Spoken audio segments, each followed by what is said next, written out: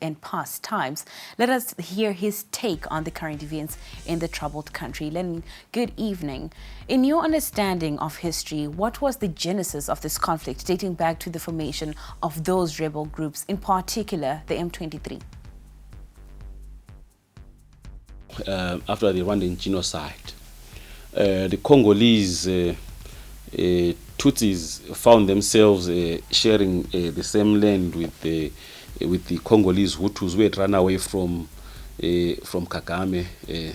But as they got to DRC, they got embedded with the Congolese army as rebels, working with them during the Second Congo War, where many countries were fighting and so on.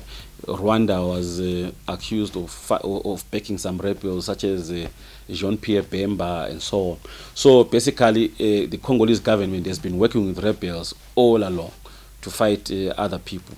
So now it comes to a point where M23 is not yet fully fledged as a force to reckon with.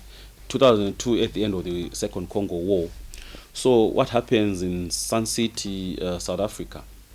Thabo Mbeki as president brings together the rebels and other stakeholders, Kabila, the president, and other regional presidents for a summit where it was agreed that let's respect everyone's territory within DRC.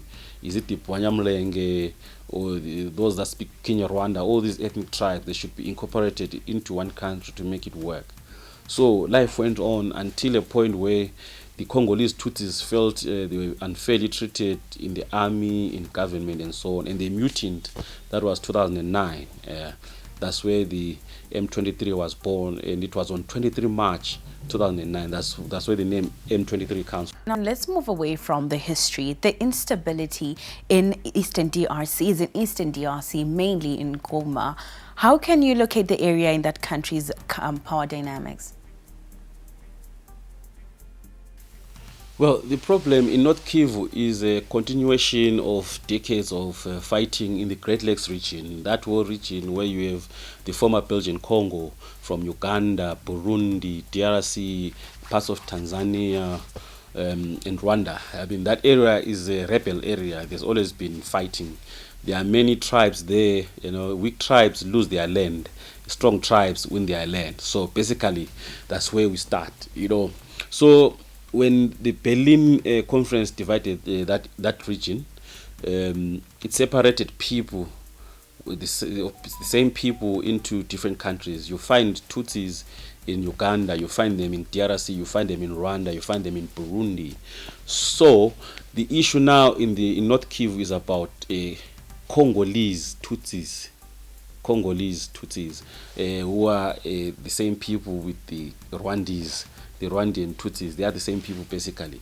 So successive governments in the DRC have argued that those people don't belong there. They should go to Rwanda.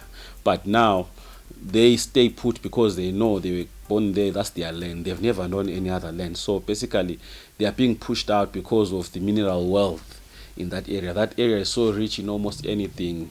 All these mineral conductors, gold, platinum, uranium, and so on, all these critical minerals that are needed in this space today. So now SADC countries are set to meet in Zimbabwe for an extraordinary summit to discuss the humanitarian crisis in the DRC. In terms of outcomes and issues on the agenda, what can we expect from the meeting of these regional leaders? Well, SADC countries are meeting tomorrow to discuss an East African problem. You see, geographically, North Kivu is in East Africa. That's why you find the DRC 2 years ago joined the East African community as the newest member. At the same time, it's a SADC member. So SADC comes on the strength that the DRC is a SADC member, and President Tshisekedi in Namibia last year, last of last year, pleaded for SADC to send a standby force to help him. That was after he wasn't happy with the East African community force, which had Kenya, Uganda, and other countries. But Rwanda wasn't part of it for obvious reasons, because Tshisekedi has issues with Rwanda over the M23.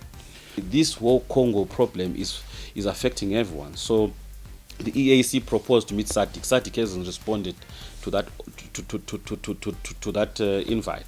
So going into the meeting tomorrow, I don't see much happening, and they are meeting when South African forces and Tanzanian forces have run out of ammunition.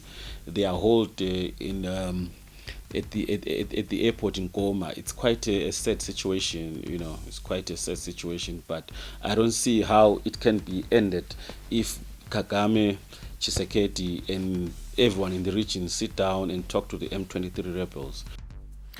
Well, a big thank you to Lenin Debele. And just to correct him a bit, regional leaders are going to meet on Friday instead.